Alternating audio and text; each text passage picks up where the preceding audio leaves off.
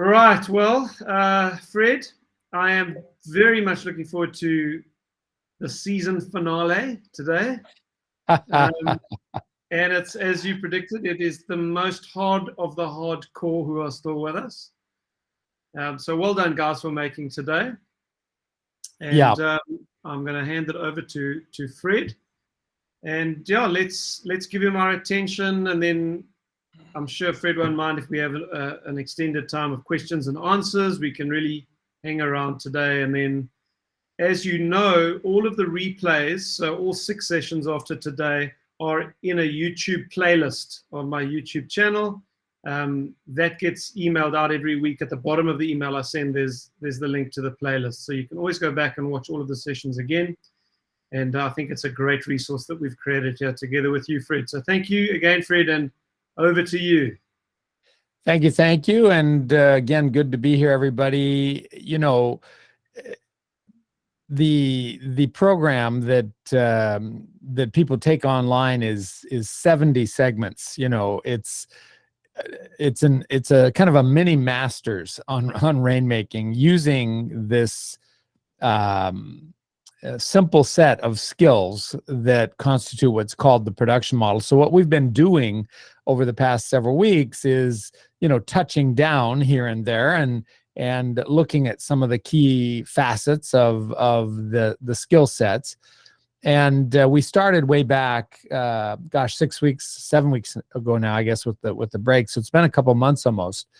But I was talking about how real estate is actually set up in a way for agents to fail, and it's really better said. It sets up in a way that agents fail. Just the way the business trundles along, the traditional approach, the modern approach, the confluence of those two things.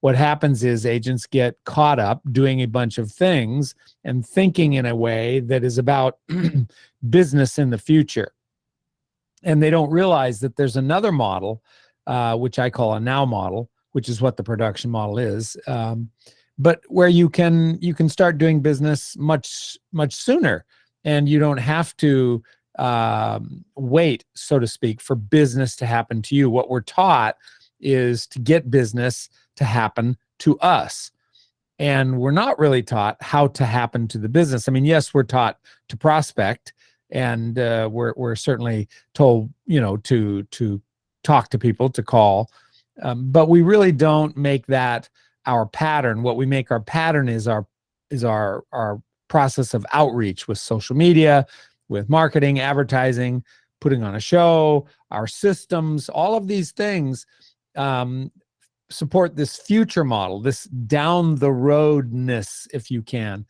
will, regarding how you approach real estate sales. And none of it's bad and none of it's wrong. But again, statistically, it makes it very hard for agents to survive in the meantime while they try and build this business, build this career. And agents who are already, let's say, developed in their past client referral, and maybe their understanding of how the business works, being veteran over time, still are missing business that's right in front of them. This often happens with me. I will be in a scenario where there are other real estate agents. A classic example would be an open house. Let's say you're in a nice neighborhood and there are many different open houses going on, many meaning 4 or 5 in a community, and people will go around, from one open house to the next, and yet oftentimes I'm the one that ends up working with those people. It's not necessarily that they buy the house I'm in, which isn't the point of an open house, really, is it? It's to see if you can meet someone that might want to do something. At least in California, I can tell you that about a third of the people who go to an open house are in escrow under contract within 120 days, but for something else for less money. That's the statistical pattern that comes with open house. But the point here that I'm making is, why would a potential buyer for a $2 million house go into 3 or 4 multi-million-dollar houses, but then work with me to buy something else and not any of the other agents? Why is that? And that happens a lot. It's because I'm thinking differently and I'm behaving differently. And that's what we've been talking about. So the real estate industry has these two models. This future model, which is the classic build for the future, do business over time. And then there is this relatively unknown and unexplored that we've been talking about, this now model scenario, where I like to say you wake up in the morning with no business, and by the end of the day, you have identified new business. It was funny, just this week, I was coming out of a showing on a new listing that I have. And the way that I found the listing is much like when we were talking the other day.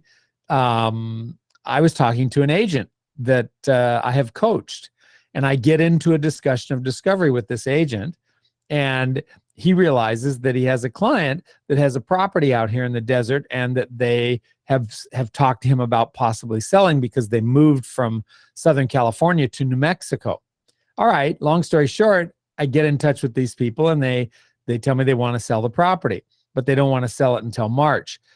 But because it's a good property, I'm thinking who would be a match for this property, and I start talking to some of my agents, and one of them comes up with someone that is a candidate. So we set up a private showing for this house. Okay, now this is all something you can envision and that you might do in your neighborhoods too, potentially with your clients. But the difference was, when I'm walking out of the property and the other agent leaves and the clients leave, I noticed some people working on the property across the street outside. And it says, such and such landscape company. So what I do, my model is I talk with people each day. That's what I do. And I know that opportunity is always there somewhere. I just don't know where exactly. So I'm always talking to people to see if there might be opportunity in that situation. It sounds harmless, sounds easy, but most agents aren't really doing that. They're coming out of the showing and they're writing their notes, and they're looking at their next appointment, and then they're leaving. And yet here were these people across the street that were approachable. So I've trained myself to go talk to the people. And of course, in Southern California, and particularly where I live, I'm about an hour from the Mexican border. I live in a town called La Quinta, which means the fifth, and California is a Spanish word. And of course, many people here speak Spanish. And yo hablo un poquito español myself. I'm actually fluent in German and French, but Spanish, I could do better. But anyway, I went over and said hey, and a couple of the guys were speaking Spanish. And I asked if the patron, the boss, was there, and they said yes, he's in the yard. And they go, Luis, and a guy comes through the gate out towards the curb, and he's the owner of this little landscape company. So I get to talking to him about what they're doing, and how long have they been working for the owner, and I get into a discussion of discovery. Long story short, I take him to see a property that could be a fit for him to do some landscaping. And during that conversation, it rises to the surface that the people that own the house where I met him are interested in acquiring another rental property. And then further into the conversation, I find out that he has a client in Canada who is looking to buy something. And it turns out the price range of the house across the street that I walked out of could be a candidate for him. And so I'm now talking with these two people about doing business. And this is how my business rolls. I go through my day talking to people. Sometimes it's head knocking, like, hey, there's somebody across the street. I'll go engage them in a conversation. Sometimes could be an open house. I haven't done one really ever since before COVID, to be honest with you, but neither here nor there, I guess. And of course, I like to get on the phone and talk with people. I'll call people in my sphere of influence, or I'll call people off a revolving list. I'd mentioned this before, so that the choice of who to call is sort of taken out of my hands. Where a lot of agents fall down is they don't feel like they have anybody to call, and they get stuck on the decision or the choice of who to call. So I took that out of my hands a long time ago. And my deal is to simply make the calls, or to simply go out and talk with people each day. And when I do it in discovery mode, I identify or get what we call reveals, bits of information that could be actionable that I otherwise never would have had. And I start moving in the direction of a new transaction when what's happening with all of my, what you'd call supposed competition, is they're busy getting busy doing things, but they're not doing those things. And the things they're doing are dedicated to building their business, but over time. And they continue this process of delay, which again, I think it was week 2, I'm looking at the notes here, I talked about a new definition for success, because the way the industry is set up and the way everybody goes along, it's all good, but most agents aren't making enough money and they're waiting far too long in that process between transactions. And in the meantime, people doing a production model are identifying new actionable directions of business because they're not waiting. They're being the active ingredient. They're talking to people. And when they're talking to them, they stay in this discovery mode, which we've done some, role playing on, et cetera, et cetera. But behind it all is this definition that says, hey, I've got to make today pay, not tomorrow. That's a paradigm shift. The idea that the business isn't really out there in the future, it's actually here today, but we don't see it because we're not talking to people in discovery mode. We're busy doing other things dedicated to making the future pay. And this is what we call the loop of failure in the business. If the definition that you're working with in terms of your internal discussion is getting paid sooner versus later. And I asked this question several weeks ago, and we had a lot more people at that time. And the question was, who would like to make money beginning sooner versus later? Raise your hand. And of course, everybody wants to make money sooner versus later. And yet they're delaying the process, doing all the things that they're told to do, which again, aren't bad. It's just that that's a future model. This is a now model. So the definition, if you want to add or layer into your practice of sales, this now approach, you can still have your future approach too. The two are synergistic. They can go together. One is the long game. One is the near-term game. But every agent, I believe, as a coach, Steve, ought to have the ability to identify business beginning now. Everybody ought to have the ability to go out to an evening, soiree where people are going to be there, or what have you, or some kind of meeting, and get into a discussion of discovery with someone and see where that leads. But what we're taught is to introduce ourselves, to hand out our card, to offer to be of service, to try and stay in touch with them over time. That's what we're taught. That's a future model that takes you out of the now model. And I'm on a quest as a coach to get agents to realize that there's business now, but you're not aware of it, nor have you developed the skills of tuning into it. So there's this shift in how you're thinking. Oh gosh, I could actually do something that earns money this month, beginning today, versus something that could bring in money down the road. That's a mental paradigm shift. And then I talked about this, skill, this skill of discovery. It is indeed a skill. It turns out that although many agents are good at talking with people, meaning they're happy to talk with them and they're conversational in essence as a personality, but it doesn't really lead them anywhere except maybe getting in touch with people and then starting to stay in touch with them over time with emails and building their brand. All fine, again, future model, versus a specific conversation in which you get information coming your way. What we're taught is to give information and to put on a show. And like I said, to build our brand. This is what we're taught. This is how the culture in the real estate industry revolves. And we don't, when we get into a conversation, get information coming our way well. And there are specific techniques that you can learn that help you to get the flow of information coming your way in a conversation.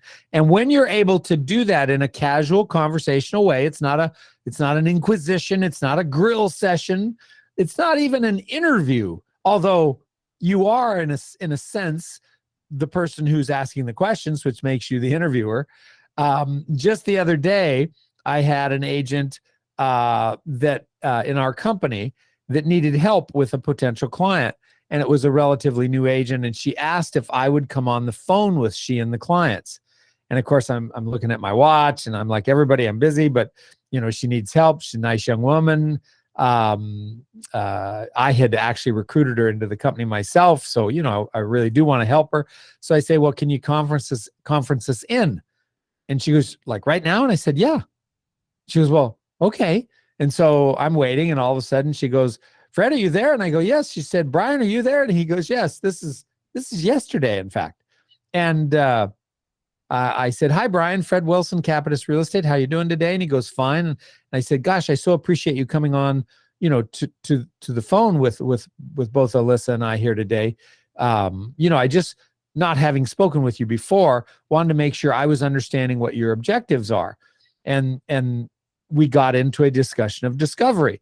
And I'm asking questions. I'm listening to what he's saying. Based on what he's saying, I'm asking another question. Sometimes that causes me to think of something that's pertinent to the conversation. So then I might shift and ask a question in that direction. Then I listen to the answer. Based on the answer, I ask another question. And the conversation keeps going like this. And this went on for about 15 minutes. And occasionally I would give him information. Occasionally he would ask me a question. But by the end of the session, I knew what was going on. I knew where we were going. I knew what was possible. I knew what was likely. And she didn't know any of that before. She just, was trying to be friendly and of service and offer to be of help. But she didn't really know about getting to the point where you identified what was possible and what's not possible. And this is the great divide in conversations between agents with people. And later in the day, I was talking with Alyssa to see how things were going with that client. It was maybe just before dinner time. And I asked her, I said, was there a takeaway during the conversation? What you were listening to the conversation, what did you learn? And she said, well, I just couldn't believe that you never tried to impress him anyway, or really give any information about yourself or anything. She said, you were just learning all this stuff about him. And at the end of it, he didn't really know any more about you, but he was trusting because you were the person asking questions. You were coming from a place of expertise by asking questions that were relevant to him. And she could see that flow. And she says, man, I got to learn how to do that when I'm talking with people. And so that's the base skill, this talking with people in discovery mode. And of course, we've touched down on it, Steve. We've done a couple of role plays, a couple of examples. But again, it's like a golf swing. You practice it and you get better and more comfortable doing it. And then all of a sudden you're on a different golf course and maybe it's a tougher golf course, or maybe the wind is blowing and now you're testing your skills with some other issues. There are always going to be curveballs, people. There are always going to be, problems that you're facing. But in any situation, there is likely opportunity there if you're able to get it to rise to the surface. And you do that by talking with people in discovery mode. But you won't do it if you don't think there's opportunity there somewhere. And of course, if your model keeps you so busy that you're really not, during the day you're on, trying to generate business for today, and you're always hoping to generate business down the road. That's that paradigm shift again. So that's kind of an overview. Last week, we did a little bit more on discovery, Steve. And I talked about, how do you keep yourself on track as an agent, and what I call my morning get set, doing certain things each morning to get my game on, if you will. Because what happens is a lot of agents, they go through the process of learning how to do something, and then they start to do it. But then life happens and the vagaries in the business occur and things are going on. And pretty soon they wake up 3 months later and they go, I got to get back on track. It turns out that we're not good at staying on the track that we've outlined for ourselves. And that's an area where I've developed some strength in my business. Is my pattern is to keep talking to people. It's become my default. So when I walk out of a house and I see somebody, I go say hi to them. When I have an extra moment, I get on the phone and I call someone. When I don't know who to call, I spin the wheel of production, which are all the categories I can choose from, and it lands on one, the arrow, and then I call 5 people, or if I only have time for 1 or 2 in that process. So that's kind of an overview And again, there are these two models, future model and a now model, and then these two processes that grow out of them. One is the loop of failure. The loop of failure, meaning not doing business sooner, but vying to do business later. That's what I mean by failure relative to this concept, because I'm a now modelist guy. The production model that I created and bottled is about this now model. And the now model, really, this loop, I call it, of failure versus the loop of success. It has just certain components to it. The loop of failure starts with this future focus versus this now focus in terms of, doing business and your definition of success. Then it comes with this scarcity mindset, meaning, well, there's no opportunity now, so I'm going to try and build or create it in the future. This is a part of that loop of failure, meaning taking you out of the game today. And then you've got indirect communication. That's when you're communicating with people, but it's social media, it's advertising, it's branding, it's putting on a show, being the expert, giving advice, all of making an impression. All of these things are indirect and outflow of information going away, which is that next piece in the loop, which is presentation mode, putting on a show, being that person that's always reaching out to people, which again isn't a bad thing, but the mindset with it is, well, it won't work today, but if I keep at it, it'll work over time. And the reality in the business is that does work, but most agents fail to survive financially in the meantime. That's the reality in the business. So you need to add this other piece to your business. Sure, have a future model. Yes, build. Yes, stay in touch with people, but learn how to do business in the now term. It's the high skill that is so not well known. And so if you now think in terms of the loop of failure, but let's change out the components and call it the loop of success. With the loop of success, instead of a future focus, you have a now focus. In other words, instead of trying to make the future pay exclusively in your efforts, start trying to make today pay. Then, instead of being that person that thinks, well, there isn't any opportunity, so I'll get busy filling up the time and doing things for the future until opportunity comes, and start owning the reality that opportunity is never in the future, ever. It's never in the past, ever. Opportunity is only here today. The question is, will you recognize it or not? And do you have the skills to do that?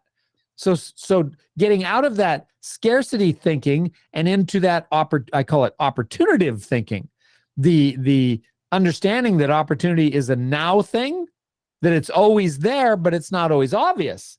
And so by talking with people in discovery mode, you're able to start identifying opportunities you would otherwise miss. And the power here is that you add another $10, $20, $30, $40, $50,000 each month to your bottom line. See, it's real power you exercise when you're able to tap into opportunity near term. And that's what we're doing in the business, right? We're trying to generate income. So you want to have that now focus. You want to have that opportunative awareness. Opportunity is always there. It's just not always obvious. You want to practice more direct communication. I talked about indirect, advertising, social media, online presence, all of those kind of outreach things.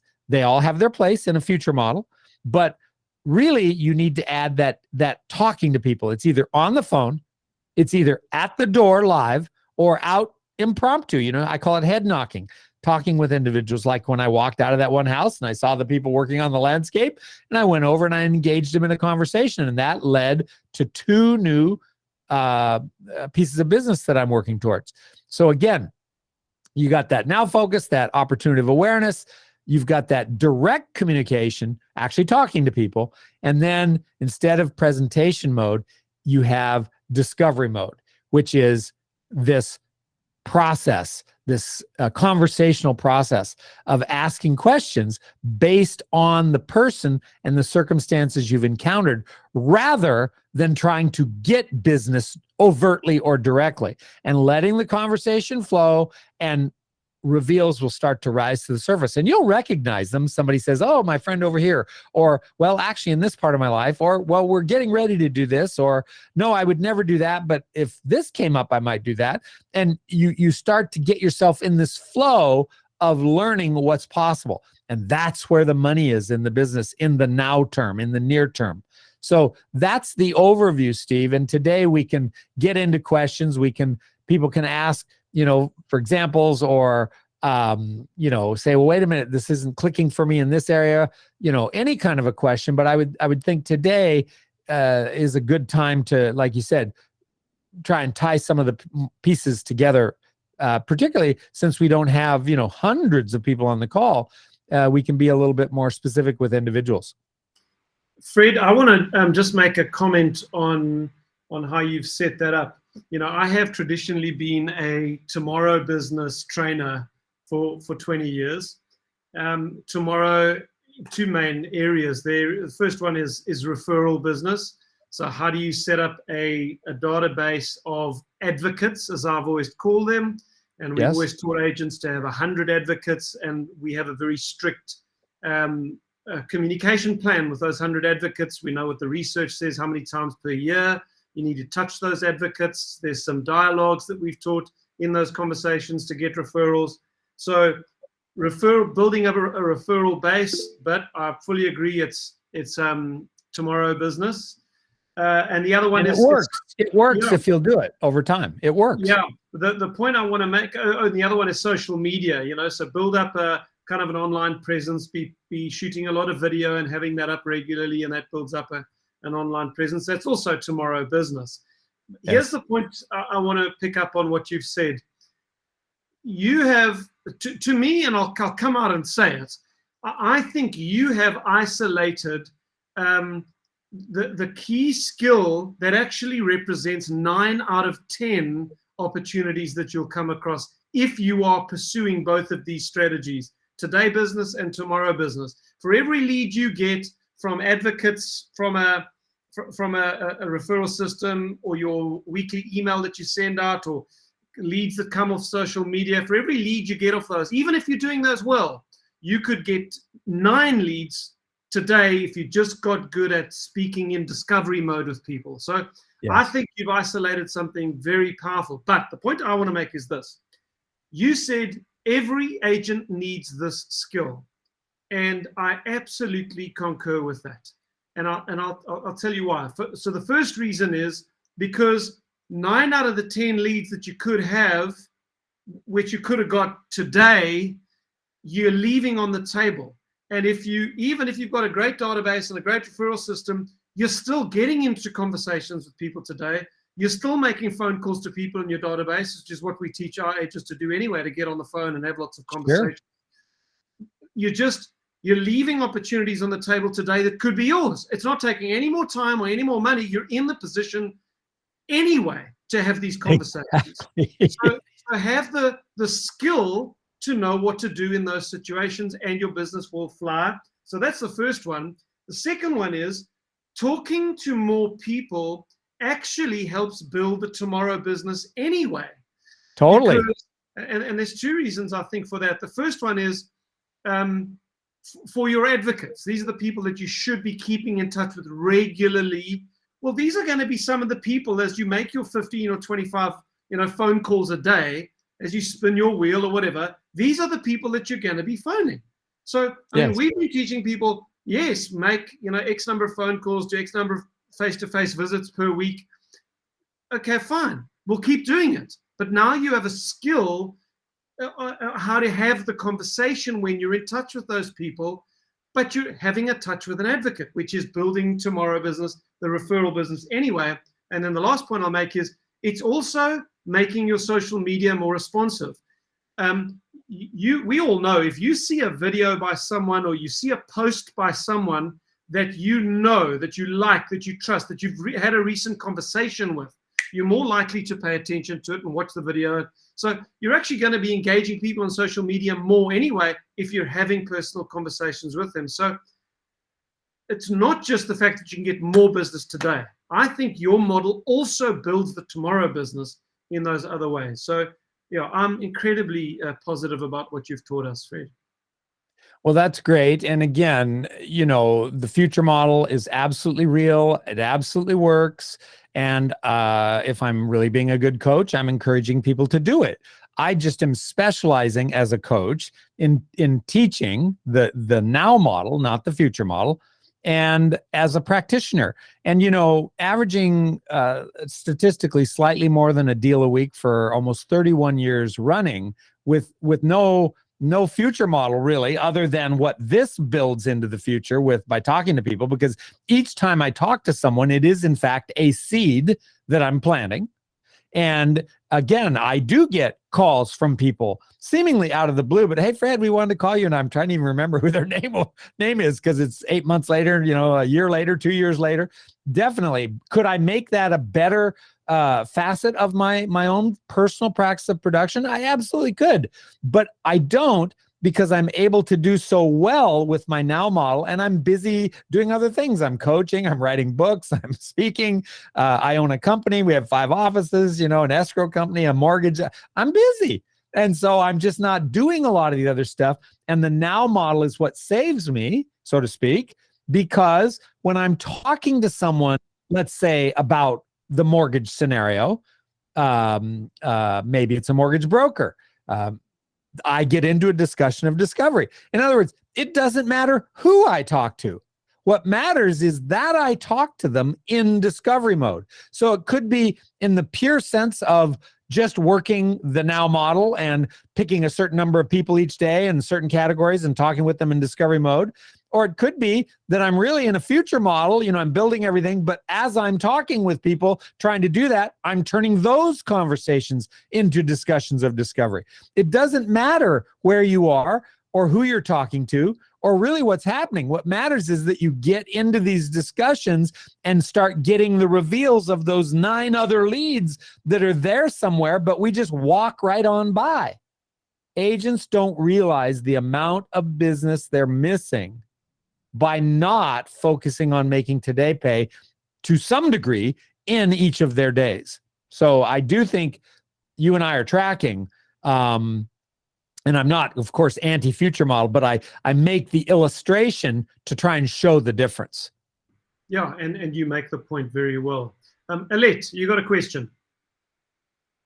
Yes, Fred, I would like you just to touch again on the 7 stages of the conversation. Yes, the mechanics of interaction. Yeah, let's start. Well, the first one is initiation. And initiation is, how do you start a conversation? What does that look like or sound like? And a lot of agents are stumped, right on that particular issue. They get stuck. They see somebody, but they don't know what to say to them. And so the first part of a conversation is initiation. Being able to actually start up a conversation. And there are certain techniques that you can use to, allow initiation to work well for you.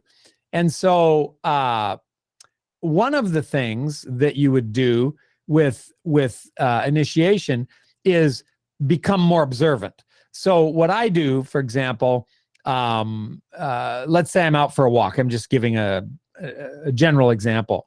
And I see somebody coming towards me. Let's say they're walking a dog. So what I'm doing is I'm going to notice an item of interest on or about the person. And so when I get closer, I'll say, if let's say it's a standard poodle.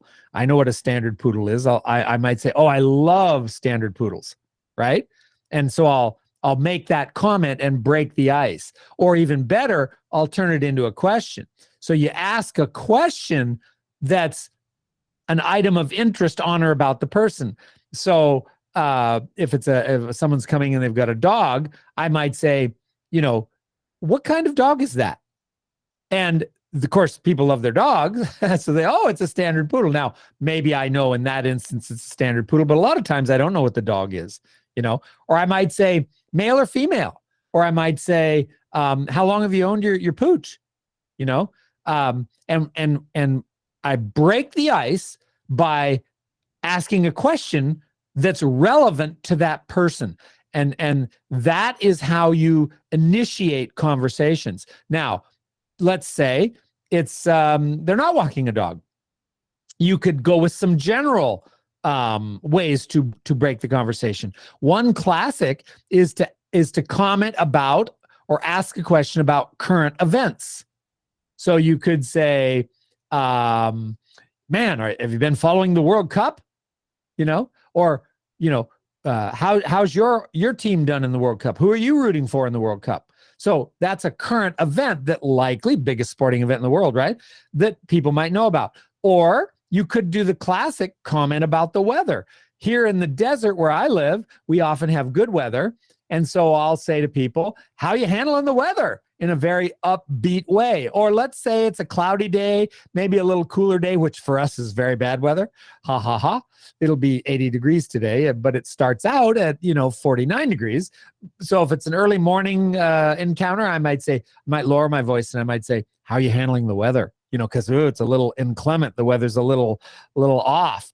But breaking the ice is that first phase. Then you come into extension. Extension is the ability to keep a conversation going once you've started it. What a lot of agents face is the pregnant pause. They're like, now what do I say? Right? They said something, they asked a question, but they get caught in their head and they don't know what to say. And this is where that ask to listen technique is so powerful and valuable. And I talked about this specifically in the past. And of course, Steve, you and I are going to do more with people in the future in terms of teaching this. But the ask to listen technique is when you listen to their answer.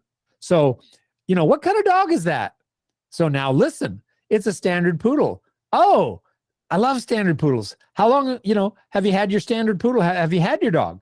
Oh gosh, she's 3 years old now. Oh, I see that it's a female. Have you always had female dogs? Oh no, we've had males and females.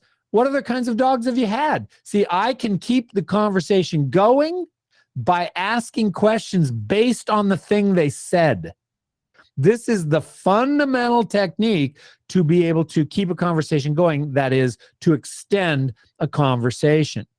And people, they've never been taught this before.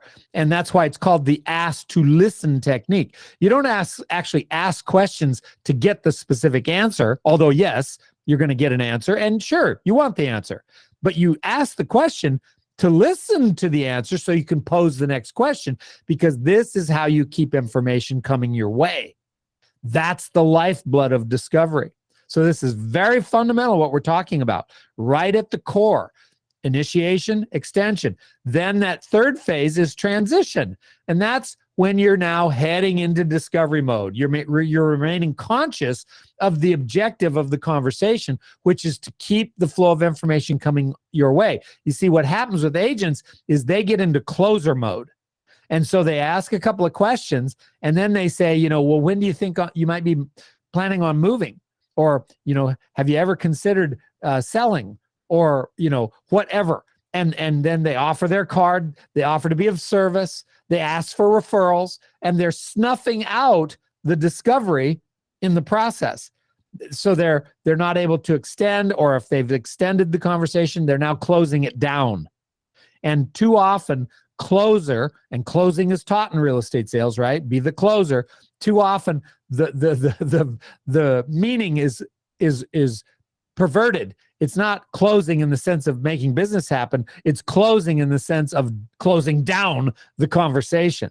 And that's bad. So transition is this consciousness that the idea is now to keep asking questions and to continue paying attention and to allow the conversation to flow in your direction, which is what Alyssa in my case study earlier, the agent that I was on the phone with yesterday, what she noticed when she was really paying attention to what was going on was that I kept asking questions about the people and they kept giving me information. And this went on for 15 minutes.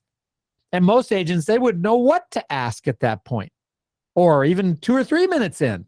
and they have their little list of questions and they have qualifying questions, but they don't have a technique to keep the flow of information coming their way, because it's within that flow that reveals start to happen. So you've got initiation, you've got extension, then you've got transition, then you come to that fourth phase, rotation, which you could think of pivoting your direction, if you will. So it's okay to change the topic. In other words, somebody says to me, well, we've always had standard poodles. I might then think, well, the last dogs we had were Cairn Terriers. We had two cute little Cairn Terriers. And that might catch my thinking. And I might say, when we wanted to buy these acquire these Cairn Terriers, it was hard to find a breeder. And we ended up working with a breeder several states away in Wisconsin to acquire our two dogs when they were pups. Where did you get your Cairn Terrier or your standard poodle? And they might say, oh, in our home state. And I might say, so what's your home state? And then they'd say, oh, that's Kansas. Or they might say Maryland, who knows? Or they might say, I'm from South Africa. I don't know what they'll say. But I listen, and then I say, so how long have you been here? See, that's a pivot. So now we're not talking about the dogs. Now we're talking about how long they've been here. And that is a very early real estate question, isn't it? Because now we're talking about them living here and how long they've been living here. And then I could say, well, how did you pick your particular neighborhood? And then I could even say, as they keep telling me, I could rotate a little further. I could pivot a little further. And I say, well, what are the things you like most about your house? And you heard me do this the other day, I think, when I did that case study with you guys, or that role play. So rotation is that ability to pivot within the conversation. Then you come to phase 5, which is promotion, which is what I call vending an opportunity. Or a propertunity, my word for an opportunity property, a propertunity, PROPP, opportunity, propertunity, because that's what a really hot, interesting property is. Now, a propertunity would be a property that's a threat to sell versus one that isn't really a threat to sell, and to sell soon. And then, well, why? Well, because it's attractive in some way. Could be the price, could be the floor plan, could be the architect, could be the location, could be the view, could be the grounds, could be a lot of anything, but it's a property where you think, ooh, somebody's going to be interested in this.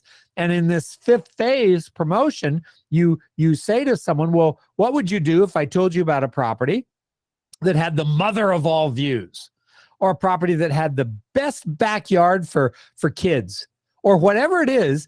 And you do that, you vend, meaning you offer something of benefit to see how they respond. And when you do that, when you talk about something that's a benefit, people tend to do this versus this.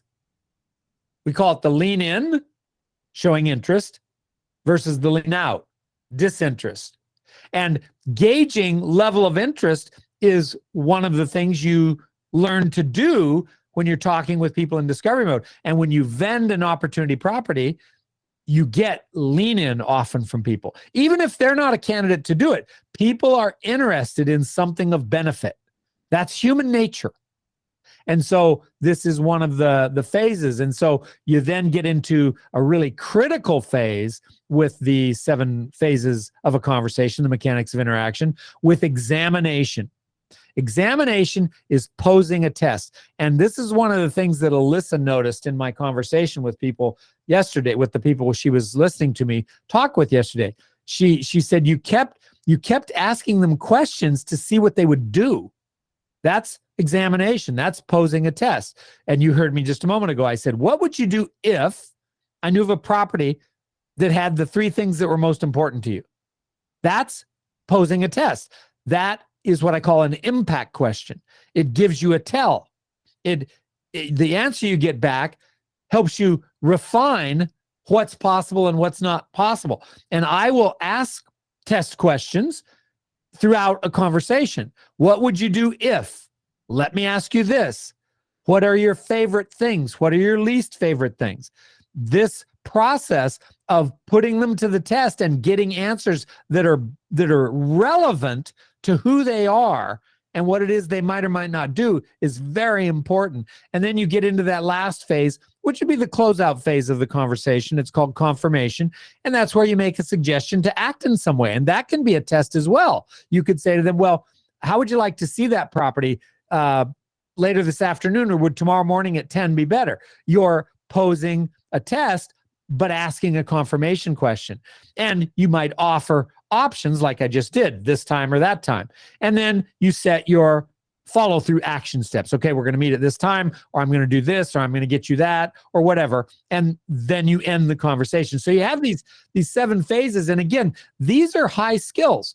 This isn't just, just basic little stuff. This is what happens. Now, can you have a conversation where you don't really have the all 7 of the phases? Sure, absolutely you can. Not a problem. But those are the 7 phases, just to give you the overview. All right, Chris, you got a question? Great. Thanks for your time, Steve. Thanks, Fred. Yes. Yes, what I wanted to ask is, as opposing to producing yourself and showing yourself to a person as a real estate agent when you meet them, as opposed to starting the conversation and then only at a later stage revealing that you are an estate agent. So Yes. that's where maybe I need some explanation on when would be the right time to, once you started the casual conversation, to mention that you are a real estate agent. Well, I'm always making this distinction when I'm talking with agents. It's not that there's a right time. It's that there's an appropriate time.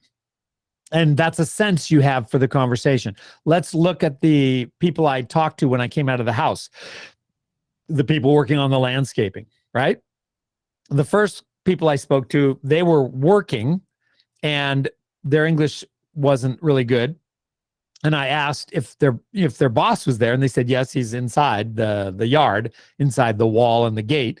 And so they go, Luis, as I said, and pretty soon a guy comes walking out, and I get to talking with him, and I'm asking about the job, and then I said, might you be interested in other work? He said, well, depending, always we're looking for other work. And I said, well, what if I knew of a property where they, needed some good help? Would you have room in your schedule to get that in the lineup if it was a match for you? I'm not talking about real estate, right? He doesn't know I'm a real estate agent. And he goes, well, yeah. And I said, well, if you want, I could show it to you. It's only about 5 or 6 blocks away. And he said, well, I got to get these guys wrapped up. And I said, well, I'm heading back, to my office. I said, but if you want to give me a call, do. And about literally 20 minutes later, I get a call. I don't recognize the number, but it's a local number. So I figure I'll answer it. And it's this guy, Luis, because we'd, given each other our numbers. And he says, I'm not far from, I think where you are, I could come look at that yard. So he comes to look at the yard. He still doesn't know I'm a real estate agent, right? We look at the yard and talk about, and he's going to get a bid together and this, that, and the other. And then I said, now, I noticed your guy's English, which is understandable, was like this. Your English is perfect. I said, were you raised here in the Valley? He says, oh yeah, born and bred.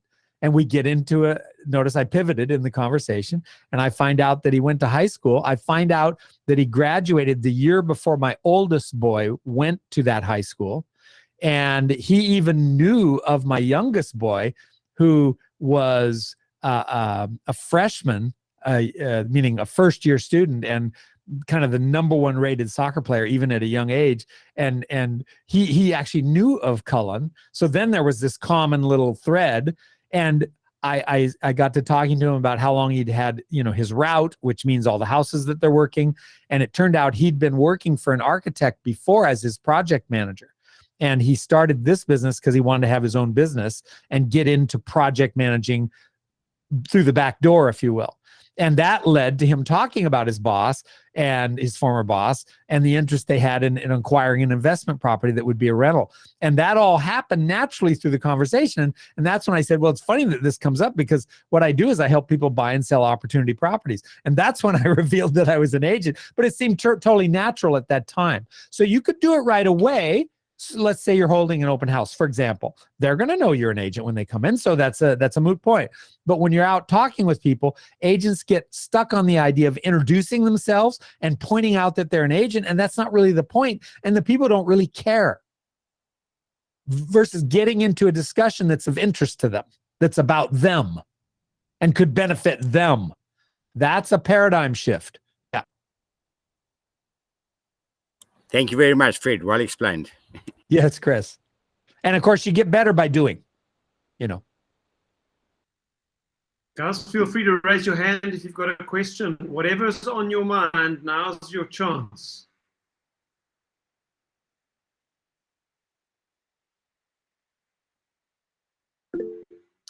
Nigel. Go for it, Nigel.